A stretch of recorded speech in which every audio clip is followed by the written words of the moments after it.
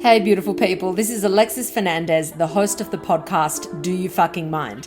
A podcast that teaches mindset hacks backed by neuroscience. This podcast gives you the tools you need to set boundaries, not take shit from anyone, to increase self-love, confidence, and even move on from an ex.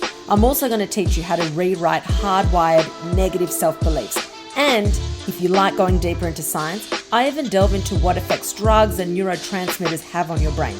So if you're okay with getting a little bit of tough love and the occasional swear word peppered in there, then this podcast is for you. Join me at the Do You Fucking Mind podcast, mindset hacks for a badass life.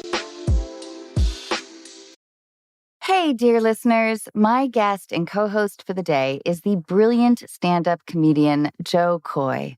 Jo and I talk about how comedy has transformed over the years, how he pretended to be his mom when getting tickets to see Eddie Murphy, the difference between a racist joke and giving a voice to minorities, how Dante Bosco was his hero in Spielberg's Hook, Jo's slimy first kiss, Dealbreakers, and a lot more.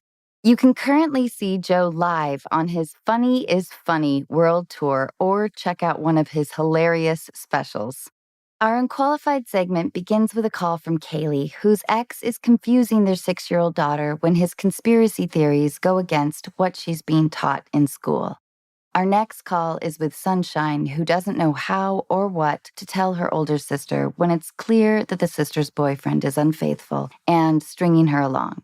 As always, thank you for listening to our podcast. If you would like to talk with us, we would love to hear from you. Just look for the link at unqualified.com. Ladies and gentlemen, you are listening to Unqualified with your host, Faris.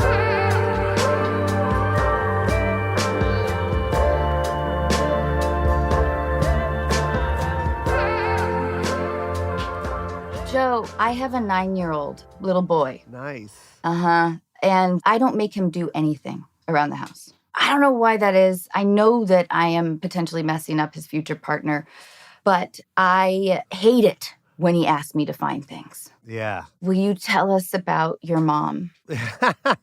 Well, my mom hated anything that had to do with us trying to be responsible. She didn't understand. Every day was just that old school way of disciplining. Like, my God, you'll lose everything. Like, you're never going to be anything if you cannot find anything. It was always just this, you're never going to be anything. But here's the thing with my mom. The way she delivered it, like, every time I say it, it makes it sound like my mom was mean, but it was almost comical how she did it. She sounds hysterical. And you can feel, I'm sure, the intention of love. Yes. You know, when I first started doing stand-up, I was always scared to talk about me being Filipino because I didn't think people would understand. And I always got notes from people saying, it's too specific. People aren't going to relate to blah, blah, blah. And I'm like, what the fuck kind of thinking is that? It's like, hear the story first, and then you'll see that my mom's just a mom, And the more I started talking about my mom, then people started learning that I was Filipino.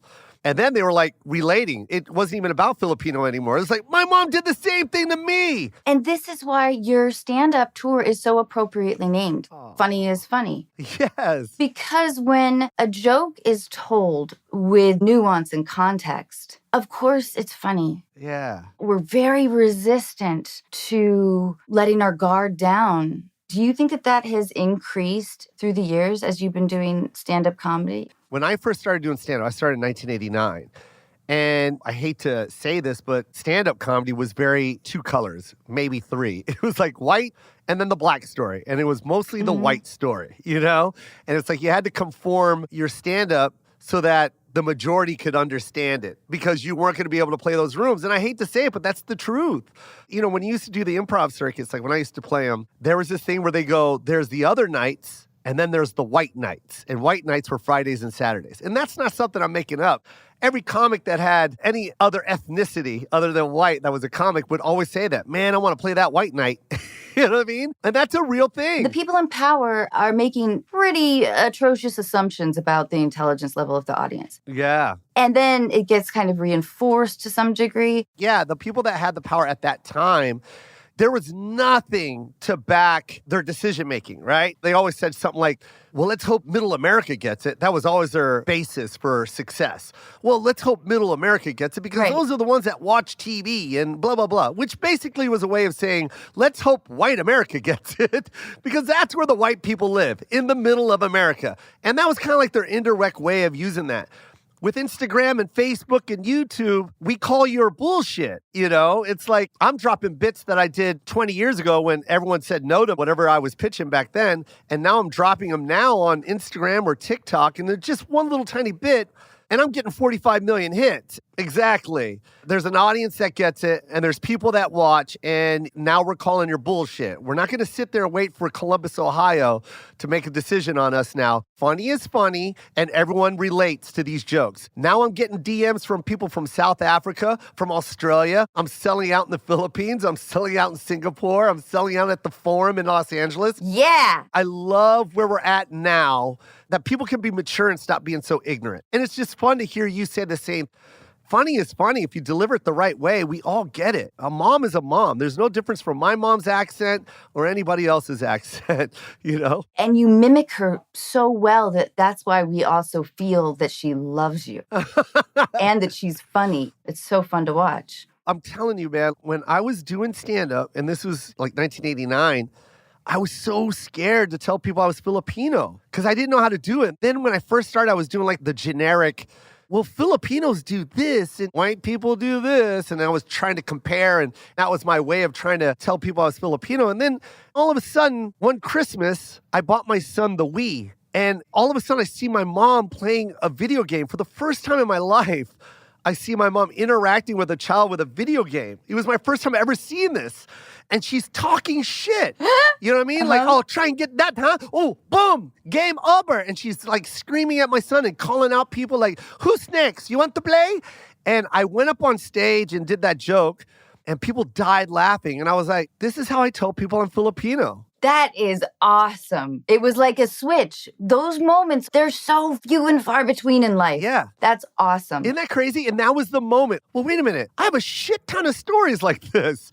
And then that's when the character became me against my mom on stage. And I remember that joke when I did it, parents would bring Wii controllers, or these kids would be like, my mom plays the Wii too, and she talked shit too. It'll be a white family. It'll be a black family. And I'm like, here we go. When you tell the joke about the accents, which is poetic. Thank you. Just glorious. Thank you. You can hear people, it's like they get a shout out. Yes. That's how the audience is treating it. Yes. You're making me so happy right now because that's what I wanted from that joke. It's not a hacky, let's make fun of. It's a celebrating moment. And it's also putting people on the map and also calling out ignorance. 100%. 100%. If you listen to the joke, I said, only if they have accents can you tell them apart. And not just that, you're giving distinction, just like you said, to different cultures. That's what makes it so brilliant. That was one of my favorite bits because those are three groups of Asians that I grew up with. Because you're from Tacoma. I'm from Tacoma, and there's a lot of Asians. I'm from Edmonds. What? Do you know Edmonds? Yes. I love the Pacific Northwest. I call that my home all the time. I haven't lived there in so long, but I just can't get enough of it. By the way, I just sold out Key Arena where the Sonics played. Dude, congratulations. It was No crazy. wonder you perform with a smile on your face, which is a stroke of genius, by the way. But man, I love it that you're celebrating in your success. Yeah. You know, it's a long time coming. This moment I've been waiting for so long. I'm not going to sit and not celebrate each moment. You don't understand. I saw Eddie Murphy at Key Arena when I was 15, and I bought those tickets on the phone because this is before Ticketmaster.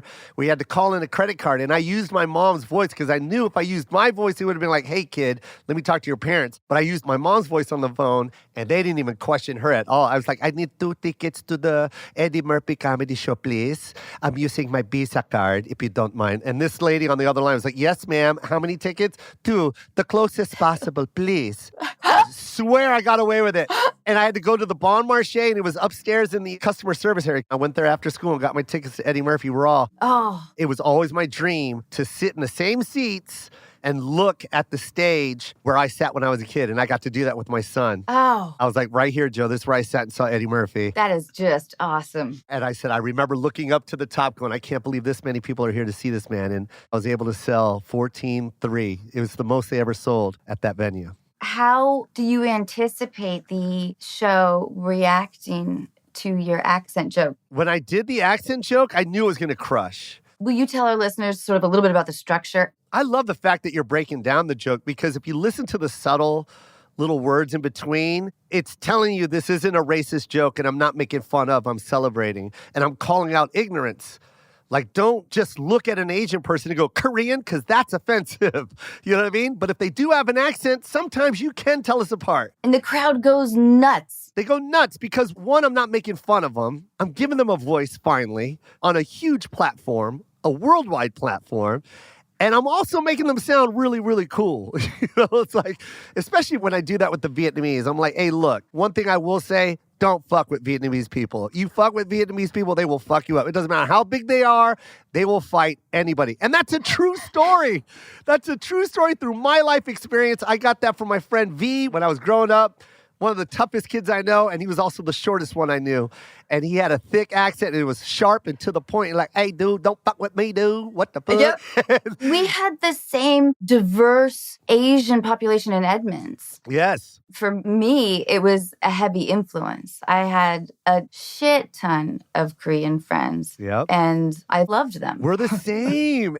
You know what it was? It's the 3 military bases that are in Washington. Can I ask you a question? Sure. And this is just personal. Why did you dye your hair black when you first started? So I was this blonde when I auditioned for a Scary Movie. At the time, it was called Scream, If You Know What I Did Last Halloween. Yeah. And the lead, Cindy Campbell, was sort of a weird combo of Jennifer Love Hewitt and Neve Campbell. So they dyed my hair. Oh. I felt like a totally different person. Do you get that question all the time? Never. Oh, really? Never. Someone once told me that my career would be better if I was a brunette. Really? Yeah. And I really liked being blonde. It made me feel happier because people tend to treat you. It's a sad fact. Yeah. But they tend to treat you as though you're going to be sweet and cheery. Yeah. Those interactions just are nicer in life. Yeah. Joe, wait, I have to get back to you, though. Oh, please. How would you describe your high school social life? Oh, I would be the most popular kid that no one wanted to date. Everyone knew me. I was the funniest kid. Everyone wanted to sit by me. The athletes wanted to sit by me. Did you have a lot of girls tell you that they liked your friend? No, because I didn't really have that many friends. Like, I didn't have a group of dudes. I had like 2 dudes that I would hang out with. And I don't think any of us were pulling any names or numbers. But I was just the funny guy. Even teachers loved me in their class because there was just a way that I could make everybody laugh in class. But then interesting that your personal relationships were intimate. Yeah, but I was also going through a lot. The family structure was really, really bad. It wasn't a good time for me mentally. So my escape was always comedy. I don't think there was any courage to try and even talk to a girl at that time because I was just going through so much. Right. Way to bring the pod down. No. I think that getting over struggle is hugely important. Yeah. My brother was going through a lot of mental illness problems at that time. So in and out of hospitals and jails and stuff like that. So it was just a depressing time. Older or younger brother? He's my older brother. It was so tough to the point where I wouldn't even tell people I had a brother. I didn't want to get into that part of the conversation. Now I love opening up and letting people know that, yeah, mental illness is real and I have someone in my family that has it and I embrace it. And it was so cool. I was just thinking about him the other day and right before I went on stage, he FaceTimed me and it was just like the sweetest thing. You know, but for years, I would never do that. Well, you had to make the transition from viewing him as an older brother to viewing him as something else. Yeah. I have an older brother. It's our tendency to, at least for 13, 14 years, like worship them. Yeah. You hit that right on the head. It was 12, 13 when he flipped. I mean, that's a reckoning. Yeah, it was. It hurt bad. When did you first fall in love? In Tacoma, did you fall in love? No, Tacoma, I never fell in love. No, not even Vegas did I have anybody special. I was so driven into stand-up. I literally was in love with stand-up. So I didn't really have time to date anybody. And then what happened? 2003 is when I met my son's mom. And that was my first time ever dating someone that was just like me, half white, half Filipino. It was a shock. It's so funny to tell these stories now because people can't really, like, especially my son's generation, like my son, all he knows are half-breed kids or hangs out with a lot of different ethnicities because that's the norm now. You know what I mean? And there's a lot of people that look like him on TV. So he embraces it and he doesn't understand the world that I came in, where when I was watching Steven Spielberg's Hook in 1991 and Rufio comes onto the screen and I'm like, wait a minute, that looks like my cousin. Let me wait till the end of the movie to see if he's Filipino. Like, literally, that's what you had to do. There was no Google search or nothing. It was just like, wait. This is different. It's not a white person. It's not a black person. This is something that looks like me. I have a voice on the big screen right now. Hold on. And then you wait. And then you see it. And it said Dante Bosco. I go, Filipino. I remember going to school and just telling everyone to go watch Hook. Like, yo, there's this Filipino dude stole the movie. It was Robin Williams, Dustin Hoffman, Julia Roberts. But I'm telling you, this Filipino kid playing Rufio, I'm telling you, his name's Dante Bosco. And that's the only way you could get that out there. It's so funny because we live in this country and it's so, I hate saying this word because I don't want to say it like this, but it is very white. And I'm half white. But when you do something like that, you alienate all the other people that live in this country. And if they don't get an opportunity to have a voice, well, then what the fuck, man? Yeah. Oh, let's talk about your movie. All right, so here you go. I'm going to give a quick introduction to it. I'm so excited about this because, you have an option now, especially now with this cancel culture. But I feel like when they said no to me, I could have easily went on Twitter and just started a hashtag going, Netflix sucks, cancel them. They don't want to give me a special. But I was cut from a different cloth and I wasn't going to do that. You're going to say no to me, then I got to show you why you need to say yes. And I went and paid for that special myself. Not only did I pay for it, but like 2 days before we taped, Netflix called and said, hey, we found out that you're shooting your own special. We really want you to know we don't want this special. It was so heartbreaking and gut-wrenching. I was crying. But I went on and did it anyway because I knew that this special was going to be the one. I knew Life from Seattle needed to be on that platform. And if they just see it, they would buy it. And I shot it, I cut it, I brought it to them, and they bought it from me. And I was like, I knew it. And shout out to my manager, my agent. They believed in me too at that time. But if I didn't do that, I wouldn't have got the second special, which was Coming in Hot when I did all the accent jokes, right? And that's the one Steven Spielberg watched. And Steven saw that special, brought me in for a general. And basically, the whole team there at Amblin was like, hey, Steven wants to make a movie with you. Do you have anything to pitch? And I pitched Easter Sunday. And 7 months later, we were shooting that movie. And now it comes out August. Theatrical release only. It's not going to go to streaming. That is awesome. Yeah, man. So I can't wait. That's what your mom gave you. She kept that flame. Yeah. Because that is a kind of drive that is incredibly rare. And you had a belief that your jokes were good. You had a belief that your audience would hear them. Yeah. Indirect, right? And I shout her out all the time because that's where I got that drive from, was my mom, for sure. She must be so proud. Oh, yeah. She's great. Okay, Jo. Yes. What was your first kiss like? It was in the 8th grade. Jo, this does not support your assertion that you never dated. No, I never dated. That wasn't a date at all. That went on for like 3 days, and it was only one kiss. And it was next to the buses in front of Spanaway Junior High. Spanaway. Do you know Spanaway? Oh, yeah. I spent from age 6 to 23 up there, and I went to UW. Like, I know the whole deal. What? Let's go. I know. So was the kiss good? I remember it was weird. I remember, like, the tongue in my mouth, and I was just like, what? This is aggressive. How was the negotiation handled? I just walked her to her bus. And then she just turned around, put her arm on my shoulder, and then just pulled my head in. And yeah, I didn't know what to do. I've never done that before. I was like, I thought a kiss was just two lips touching. Was it fun? I don't even know if I did it right. Like, to this day, I can still remember the tongue going in my mouth. Yeah. To this day, that's the only kiss I really, really remember. So you remember it fondly then? Yeah, I remember that. I just, Okay, now we're going to talk with Kaylee.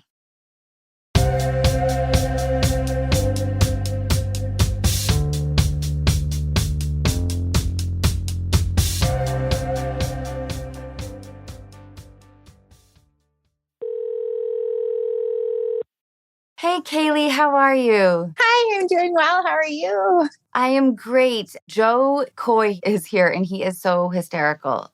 You're just going to love him. And he's really empathetic. Awesome. Kaylee, will you let us know what is going on? Yeah. So my ex and I split up about 4 years ago. And fortunately, we've been able to stay really good friends. We share a 6-year-old daughter who's an angel on earth. But yeah, we've been able to stay very close as a friendship, in a co-parenting relationship. But I think some of the demise of our romantic relationship was the fact that he's a big believer in conspiracy theories. Oh, Kaylee, when I read your letter, I was like, oh, boy. Oh, Lord.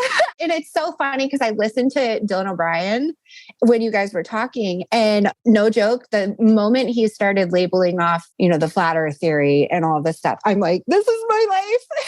It's hard to kind of gather your thoughts about it in a respectful manner too, because, these people really believe some of this stuff. Yeah. When they describe the rabbit hole, it's not just the technical threads that are being pulled. Mm-hmm. It's also your emotional state. You are really on a cyclone of making yourself angry and paranoid. Mm-hmm. And Kaylee, if you don't mind, I'll mention in your letter that Alex Jones was on all day long when you guys were together. Incessantly. And it got to the point where I, towards the end of our relationship, removed myself from a good portion of our house. We had an extra room that I ended up moving into. And aside from taking care of our child together, I was in there. So it was crazy. Jo, do you have thoughts? Do you have people in this world? Yeah, who doesn't? They're all over. But my whole thing is the minute it becomes obsessive, just in anything, it's not fun. Mm-hmm. If someone believes in conspiracies, then that's fine. Just do that on your own time and quit trying to sell the gospel. It's like, go find a group of people that you believe that with and then share those with them. Imagine just living with that where it's just every morning, it's like, how the World Trade Centers went down, right? And it's just like, oh man, I'm just trying to grab some milk. Constant negativity. Right. Such a dark cloud. And the desire to believe, to make the choice to go so absurdly dark. Mm-hmm. Kaylee, how has it affected his personal relationships and his work? So he's in a relationship. I'm in a relationship. We're both very happy. We both get along with our step parents, I guess. By the way, big congrats to that. Thank you. That's amazing. Yes. And that's the new parenting, and there's nothing wrong with that, and that should be celebrated. That's right. Because the old school way sucked. It's so true. Thank you for saying that. I really do appreciate it because it's been a lot of work. My big issue right now is everybody is entitled to their own opinions, and I know that firsthand. I mean, even when we got together, I knew he had kind of alternative beliefs on certain things than I did. And it was fine for a long time. I was with him for about 5 years. But right now, my daughter is in school. She's being taught all of these things. And it's really difficult for her, I think, as a kid to understand why all of these adults are telling her one thing. And then this adult that she respects and trusts so much is telling her all of those other adults are wrong. Totally. This is hard. Yeah. I don't know how to sit there and say, hey, you're fucking insane. Yeah. Just grow up or go get help. Are you close with his wife or girlfriend? I am. Yeah. I like her a lot. Because this could also be an angle. If you make her an ally, I feel like he's really unhappy. Yeah. And I worry that all that stuff, that he's obsessed with is making him angrier and angrier. Yeah. And I don't know if you've noticed that. Are you feeling the same way? Maybe that can be one avenue. And I kind of feel like you should write him a letter. Yeah. They say, hey, you know that I love you and I respect you and love our daughter so much, as you know, and I know you're an amazing father, blah, blah, blah, all that stuff. But have you felt more irritable lately with all the theories? Because, of course, if you believe them, then you have to be pissed off at the whole world that doesn't. Right. The only hope, I guess, is for some degree of self-reflection on his part. Yeah. If that point somehow can hit home with him, that he is, less happier than he was 5 years ago. Mm-hmm. And why is that? At some point, there has to be a little bit of, oh, do I seem unhappy? Do I seem angry? Yeah. And it goes so much beyond all of that too. I've tried talking to him about it in the past, just as the girlfriends chatting, but I have such a hard time with him. I love the idea of a letter because I get everything out pretty well that way. The thing that I worry about with the initial context is that he's going to somehow attach this to your relationship with your daughter. Yep. Oh, now I can't trust you with her. That's right. Mm-hmm. And I don't necessarily want you to suggest a therapist, but I think his wife could. Yeah. If you formed that bond with her. I haven't talked to her in a little while, and I'm not really sure where she stands as of right now. The pickup drop-off situation used to happen between her and I, which was great. So I chat with her a little bit then. You know, she would say like, I don't understand why you won't put bug spray on her, you know, and she's getting eaten alive by mosquitoes. So I think that she's kind of on the fence with all of this stuff. Oh, no. Don't you think, Jo? Yeah. I thought you would be an ally. Yeah. It's 2 versus 1. Yeah. That's a tough one, man. I do love the idea of like sending a note over to him, and I'll probably handwrite it too. Can I also suggest something? Yeah. And this is not directed in a mean way, but also you should get therapy too. Yeah. And that's very important because you shouldn't have this bottled up inside you. Yeah. Just like how you're having this discussion with us right now, it feels good. Mm-hmm. Imagine if you could just say it to one more person that can break down what's happening. Yep. I do once a week. Oh, good. Oh, you do? And that's a good thing. I do too. And I love it. Yeah. You really are impressive in your context with this situation. Yeah. Thank you. Truly. You seem like you're approaching this with a very level head, and I totally see your problem. Oh, God. I know that you already know this. It's what he's looking for. He's searching it out. It's tough for him. He's going to alienate himself. His job is okay. He's still working. Yeah, because conspiracy theorists never work. You're going to get a kick out of this. So he actually does Bitcoin? Of course he does. Of course he does. Yep. He just lives in a VO world. Does he wear Oculus glasses? I have no idea at this point. I mean, he's done like the duct taping over the cameras, and yeah, it's just gotten to the point where he texts me these long chain text messages of nonsense about germ theory. Oh, God. I've got a background in the medical field too. Why is he texting you this shit? I know. I'm sure he does it to a lot of people, but Yeah. I don't like that at all. Yeah. My thing is, recently he had made a comment in front of my daughter, my 6-year-old daughter, about Hollywood and satanic cults and pedophilia. Yeah. And right away, like I wanted to shut it down because I kid you not, she was right there. So it's just a really inappropriate comment to make in front of a 6-year-old. I don't know how to say stop acting like a child and stop talking like that in front of her without. Yeah, that feels intentionally putting fear into her. Mm-hmm. Yeah. I think this is a case for someone much more qualified. You know what I mean? Like, Yeah. Yeah. I just don't think you should engage. what does your therapist think? Yeah. She's got mixed feelings about it. She's one of those people that's just really supportive and fortunately just lets me kind of vent it all out. But I mean, she has mentioned maybe talking to a lawyer and doing that kind of stuff. Oh, no, don't do that. No, I don't want to go there. You don't need to go there. Yeah. How does this advice sound on a gut level? Yeah. If I were to say, maybe don't do anything, take zero action except for telling your daughter, hey, if you ever want me to explain anything to you, Mm-hmm. I'm more than happy to. I want to hear your questions, you know? Yep. Does that feel good, Kaylee, on a gut level? Or does it feel like this situation is, like, he's not going to be like a dangerous person, is he? No. No, he's not. He reads comic books all day and believes in them. Pretty much. Does he have a terrible temper? No. Oh, good. Okay. He's very reasonable. You know, he's a really good guy. Oh, this is good news. Okay. Yeah. When he gets excited about a certain topic, it's hard to shut him up and say, you need to look at the bigger picture. Have you tried to explain any of this to her? Yeah.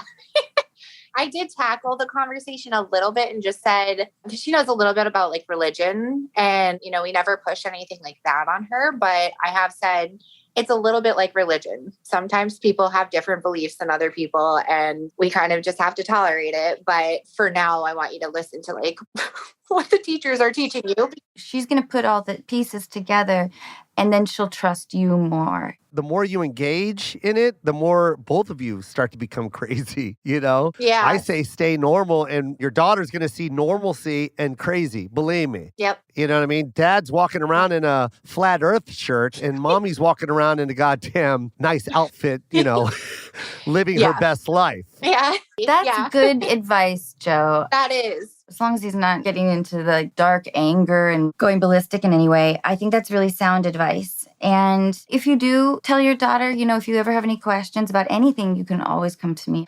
Leave it at that broad context. Yeah. Without saying, you know, about what dad says or anything like that. And then maybe in a few months, she'll ask you, what happens when the ship disappears into the horizon? Does it fall? I really like that advice though, Jo. Honestly, you know, I've been stressing myself out about what I should say to him.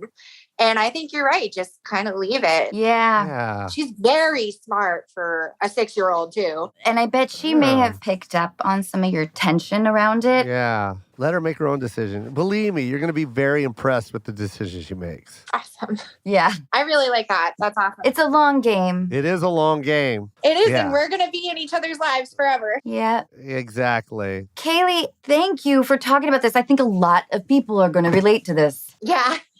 I hope so. You know, it gets to somebody. But thank you so much, Anna.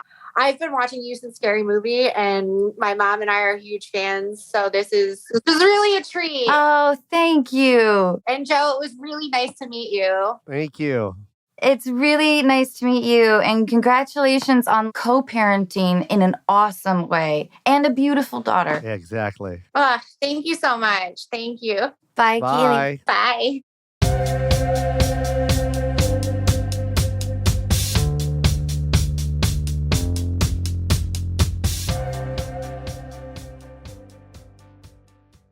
You're just awesome. Thank you so much, Jo. Oh, yeah, of course. And you gave spot-on advice.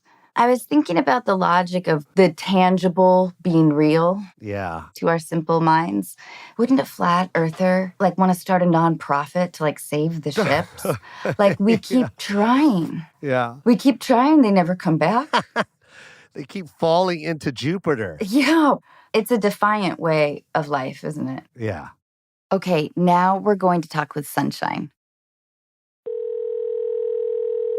Hi, Sunshine. Hi. How are you? Good. How are you? Great. I'm here with Jo Koy, who is just brilliant and wonderful. Oh. Will you tell us what's going on? Yeah. Basically, my sister, she's been dating this guy for a long time, but he just never prioritizes her, and he flirts with other people, and she just always makes excuses for him and says that, no, he just loves everybody so much, and that's why he talks to these other girls and stuff. And so right now they are both on church missions, and he's in Germany and she's in Southern California. And he broke up with her over email and said, I think we should date other people when we get back, but I still want to date you. And God just told me to break up with you so I can be a better man for you. All right. I want to jump in right away. Yeah. Whenever you use God for an excuse, you're dealing with a con man. Yeah. It's like this smoke screen. Yeah. Is she older or younger? She's 2 years older than me, and we're best friends. And I've never been able to really talk to her about him and tell her you deserve someone better, because she gets really defensive and makes excuses for him. And I just don't know how to tell her, stop investing in this guy. I really was the same way. And when people did dance around it or whatever, I felt the same way. I would retreat and be protective of this relationship that was making me feel awful. Do they fight a lot? They don't really fight because she never tells him how she feels. And they never really hang out. Even when they both lived in the same city, they never really hung out or got to see each other, just because he would always be doing other things or be hanging out with other people. And she just has it in her head that she's still going to get married to him. She told me, I know, we're going through a rough patch, but I'm fine with it because I know I'm still going to marry him because I've prayed about it. Oh, boy. In your church, do people tend to get married younger? Yeah, so she's part of the Mormon church. So she's on a church mission. And so she is used to people getting married younger, and she wants to get married younger and everything. I just wonder if you could do sort of a 2 two-pronged attack. One, making her feel like independently beautiful and strong. If you were to just text her, like, I'm just so happy you're my older sister. I look up to you. I love you so much. You're so beautiful. You're so strong. You're so smart. Because this kind of realization has to be made for oneself. You can't single-handedly break them up. Yeah, nothing worse than someone saying you should do this because then they're going to be like, well, no, I'm not going to do that. I'm going to do what I want to do. Mm-hmm. They don't want to hear it. Exactly. Like I would always tell myself, they just don't see what I see. They don't see what I see. You got to let them do that because what happens is you're going to start splitting you and her up. You know, you're going to start making her make a decision that she doesn't want to do. Yeah. Just be her sister. Like, I don't want to push her away from me. Yeah, you don't want to do that. Just listen to her, let her cry on your shoulder. And then the more she cries on your shoulder, the more she's going to go, oh, this is what love is. And the person that's making me cry is not giving me love. Like, I wonder if down the road, if you could say, it would really break my heart if you were to get married to someone who makes you feel worse more than he makes you feel better. Yeah. Sometimes I talk about the idea of balance in a relationship. And if you are spending 70% of the time or more feeling bad, whether it's fighting or cheating or just bad, that is a good indicator. We don't listen to that gauge very frequently because we are determined and we're proud. And it's like, no, I made this declaration, therefore I am going to stand by it. That's how I've been divorced twice. So you're actually the best person to actually listen to this because you're basically her sister. Oh, totally. You were probably hearing this from other people in your life saying, why are you marrying this guy? Or why are you still with this guy? And you were like, cuz, that's right. I love him. That's right. That's why you don't understand love. Totally. I feel this. But I didn't have a lot of close girlfriends. And your sister is lucky that she has you. And so I think all you kind of can do is build up her ego. Is she homesick right now? Is she enjoying Southern California? Yeah, she likes it. She's very independent. She's definitely a planner. So she's like been planning her whole life after she comes back from Southern California, like going back to school and everything. And I feel like worried about her though, because after he broke up with her, she just went in this huge planning phase and planned the next 5 years of her life and like all these trips and everything. And she can't sit and think about it. That's like an older sibling quality. Yeah. Yeah. I just think kind of going above and beyond, you know, tell her like, oh my God, that looks sexy on you.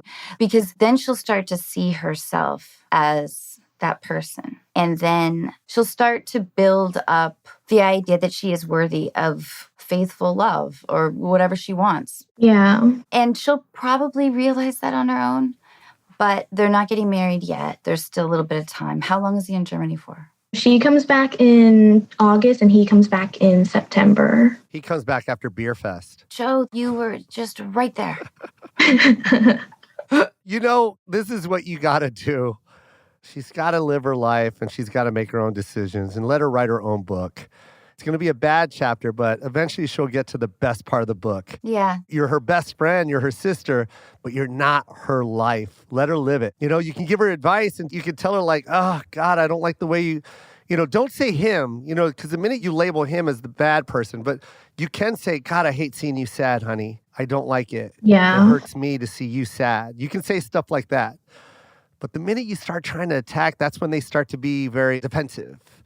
And they don't want to take your advice because now you're just trying to break us up and you're not listening. And that sucks. You don't want to do that. Right. That is like one of our worst human qualities, I think. Yeah. When you hear that, they don't think that you're talking about the other person. They think you're talking to her. So if you say something bad about him, you're basically telling her she's stupid. Yeah, that's where the pride element comes in. Yeah, her ego gets checked. Yep. Like, don't tell me who I picked is bad. I know who I picked, and he's a good person. And I'm going to show you he's a good person. And we're going to get married just to prove it. We're married now. Yep. Thank you very little. Oh, man, though. How old is your sister? She's about to be 21. Oh, man. That is the time of like that raw love. Yeah, and then man. like the devastation when, of course, they cheat. I think it's really wonderful what a generous sister you are. Thank you. I mean, I know what it's like to be a little sister. You like look up to your older sibling. And I think it's wonderful that you guys are really close. And I think that's making her feel loved. For sure. Give her more love. Give her more love than he's given. Watch what happens. Yeah, that's right. That way she knows what love is and what she's missing. Most people eventually will start to recognize, oh, that person just makes me feel bad. Sunshine, do you feel okay about this? Yeah. Honestly, I am glad that I talked to you guys because I was really thinking about bringing it up to her when I saw her in the summer, specifically about him. But I think that you're right. And I should just really let her come to that realization by herself and just really love her and boost her ego. Totally. And I wouldn't even phrase it as you deserve better than this, because that was also if I heard that during that time in my life, I would have thought you don't understand me. So it can't even be little hints, I'm afraid. Yeah. It's about building her up and her singularly, And I know she'll do the same for you. She may be a little more vocal if she's like, oh my God, that guy's such a loser. But at least you'll feel like she has your back and, that's a beautiful thing. Yeah, that is a beautiful thing. Thank you so much for talking to me. You have a wonderful rest of your day. Thanks so much for writing in, Sunshine. You too. Thank you. Nice to meet you, Jo. Oh, nice to meet you. Bye. Bye. I'm going to do this game called Dealbreakers. We have to imagine that you're single, all right? Okay. You're on a first date. Okay. You find out they pop bubble wrap to calm their nerves. No. No? No, because I love bubble wrap. I'm 50. When I see packaging come wrapped up in bubble wrap, I can't get enough of it. But wait, Jo, it's a different experience if you're the popper. That's true. I love it. So if that person... brought extra, started doing it at the restaurant. Okay, now at the restaurant, no. Only at the house. No. No, can't do that. That's a deal breaker. All right. Give me another one. They believe Tupac and Elvis are still alive. Oh, man. I think at this point, we should all know that Elvis is dead, and he died 6 years ago, for sure. Finally. Now, Tupac is somewhere in Cuba, for sure. Okay, good. So not a deal breaker. No, it is a deal breaker. That person is crazy. They're both dead. All right. They only travel by train. You know what? That's not a deal breaker. I would like that. That's kind of a cool way of traveling. And yeah, especially now, if I were single and dated someone that likes to travel by train, I'd be like, yeah, no pun intended, but I'm aboard. Okay. But then she says, oh my gosh, let's take the undersea train to the Philippines. We can't do that. It's a deal breaker. Have a bad day. I've never taken the undersea train. They have one from London to Yeah, it feels like it should be a little more exciting than it is. Right? That's what I said. I'm like, Yeah. What is this? Yeah. The subway's better than this in New York. Yeah. You're so right. I felt the same way. What was this? I like to think about things that sound better than they are. Are you ready for some? Yes. Backpacking around Europe. Lame. Gazpacho. What is that? And I've had it. And I'm like, It's what is good. this? It just sounds better than it is. You're right. It does. Hot buttered rum. Yeah. How about this one? Long Island iced tea. I feel like it's an appropriate expectation level. Yeah, but when I heard the description and then they made it for me and I took my first sip, I swear to God, I remember going, what the fuck is this? This is just pure gasoline. What the fuck is on ice? Yeah, but appropriately named. Is it? It doesn't taste anything like tea. Totally. It's Long Island. You know what I mean? Oh, yeah. Well, then they should just call it a Long Island. Get rid of the iced tea because that threw everything off for me. Yeah, it's a mouth surprise. No. That was good. A mouth surprise. They have a 14-foot python roaming free in their apartment. A 14-foot python? No. Who is this person? Total deal breaker. Snakes suck. Snakes are rad. What? I think they're kind of rad. I'm fascinated by them. Do you have one? Yes, we do, and I grew up with them. Please let me show you something really quickly. Deal breaker. Deal breaker? Yeah, I know. You thought you liked me, huh? Yeah. Not anymore. Hold on. Oh, no. So it wasn't a question on the card. It was an actual thing you have. She's going outside, everyone, just in case you don't know what's going on. She got up from the chair that's in front of her couch and went outside of her own house, and now she has something in her hand, and I think it's a serpent. She can't hear anything that I'm describing right now. Hi. Oh, she's back. She's got a snake. It's a two-headed snake. It's a two-headed snake. I just acquired this piece. Hell no. I have just a small, odd taxidermy collection. Why would you have that? I know, it's kind of rad, isn't it? Yeah, that is kind of cool. I wouldn't mind having that. But that's not a real snake. Yeah, we do have a real snake, and I truly did grow up with mostly boa constrictors, and they were massive. Yeah, and they also crush bodies. We would take them to the park. On a leash? No, but the one that was largest, her name was Marjorie. She was 8.5 feet. And I mean, she was big enough that she would just slither along. That's illegal, you know that? To take your snake to the park, not in Edmonds, Washington. Have you checked like the municipal laws there, Joe? That's so ridiculous. I know. Snakes are ridiculous. I know. I like the oddity. Okay, one more. They believe they are reincarnation of Cleopatra. That person shouldn't even be out on the street, right?